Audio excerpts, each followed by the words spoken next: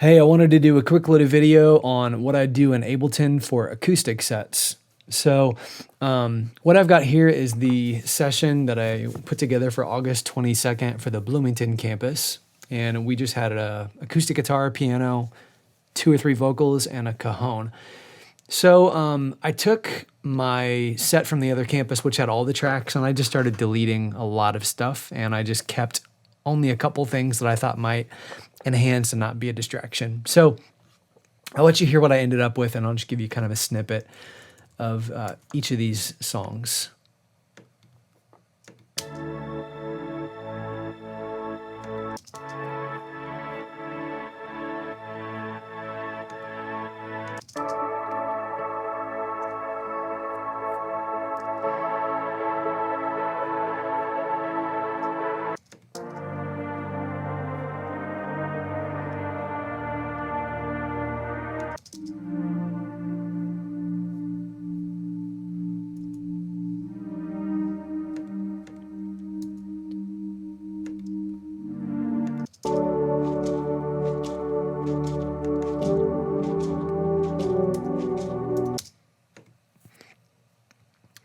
Okay, so the last one you heard, Take My Life, I never use percussion tracks on acoustic sets, but this was different because we had our drummer playing a drum pad, he was playing drum sample, so I just left in, I think, like the clock sound and maybe the shaker. I can't remember. I actually can't hear what you're hearing today, so I'm just trying to guess. I'll get rid of that for right now. But there's 3 things that you can do for acoustic sets. You can just use no tracks at all. So like it would just be kind of getting rid of all of these and just using clicks and cues, and that's fine. And just use only live instrumentation. That's great. Another thing you can do is use like an ambient drone pad.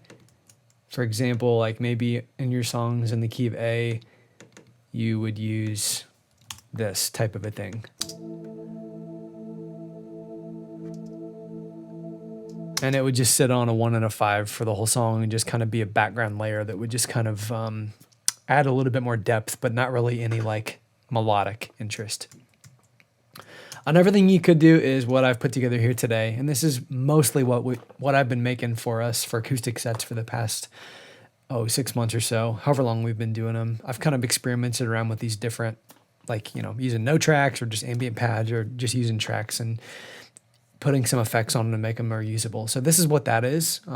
For both of these, I guess I'm not using that channel, but for both of these 2 channels here, I'm just using like the keys stems, and then I'm using the pad stems for 2 of the songs. And on each of these tracks, I'm using pretty much the exact same effect chain to make them a little bit more mid-rangey and to get rid of the lows and to get rid of the highs. So that way they just kind of sit nice in the background. Like a sound like this, I'm going to turn off the effects. You can hear kind of what it sounded like before. This would sound great in a full band context where there's cymbals and electric guitars and just other kind of bright and bassy layers.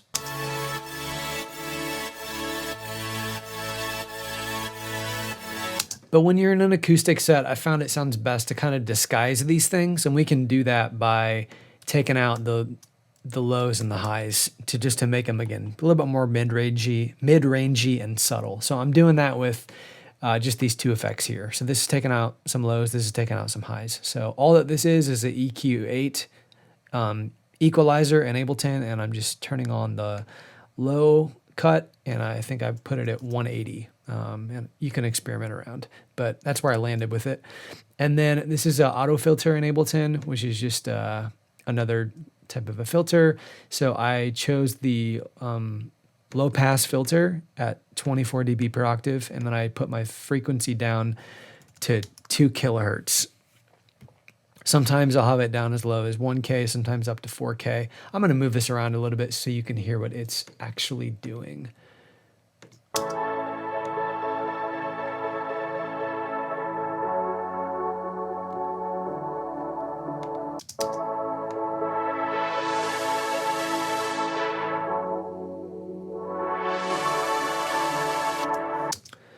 So those 2 effects are a really nice way to just take out some of the highs and lows. anyways, you're left with that. So that's what I chose to do for the set, is just to use some of those effects and keep a couple minimal tracks. And everything I mentioned is just you could use no tracks, or the last one is you could use an ambient pad. So here are my ambient pads that I've made for myself and that I sell on that Worship Sound. I'm going to copy over a couple into this Dropbox folder to show you how I might use these instead of using stems. So Sailor Pads is kind of like my version of what Bethel uses live for like a drone. And then Midnight Pads, I forget what that is, but it's got some more interesting colors to it. And then I'll use like Mellow Pads. We'll use that too. So our first two songs, I guess, are in the key of A. So I'm going to drag this one here. And then the Blessings in B flat. Maybe I'll use Midnight Pads for that. And then Our God is Love is also in B flat, so I'll just put that one there. Now, my pads I've found sound well and nice and mixed if I turn these ambient pads down 12 decibels.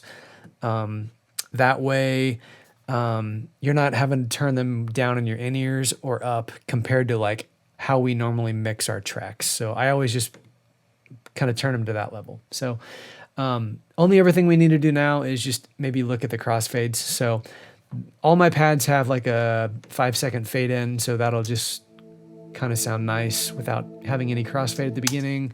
From song 1 to 2, we don't really need to do anything. It'll just keep on playing.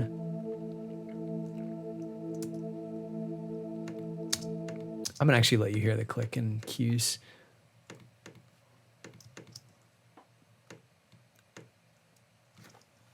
Four.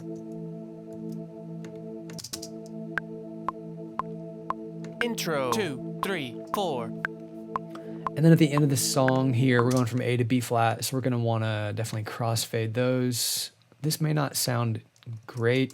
If I spend some more time with it, I may do some different stuff. So here's what this crossfade sounds like from A to B flat. Intro 2, 3, 4. And now we're into the Blessing. Okay, so at the end of the song, we're going to want to fade this one out before it gets to the stop track. So that's 10 seconds right there. We'll just stick with that for now. So I'm going to split this clip with Command E or right click and hit split, delete this part, and then just do a fade out right there. This one looks pretty good. If you wanted to, you could kind of make a redundant fade in like that. And then it looks like I've already gotten rid of the ending on here, but we'll do something like that. And bridge again. to bridge. There's what those layers are doing. So they just sit nicely behind a band. They're not going to really be noticed, but in down moments, they might just add a little bit of just a nice texture that otherwise wouldn't be there. And it might make your transition sound a little bit smoother too, potentially. So, and again, 3 great options: either use no tracks, use these ambient pad drones, or use like a filtered version of, you know, some basic tracks if you want to add some melodic interest. So hopefully that's helpful. Just in general, I'm trying to make sure it sounds organic, not distracting, and that it's helpful. So anyways, catch you later.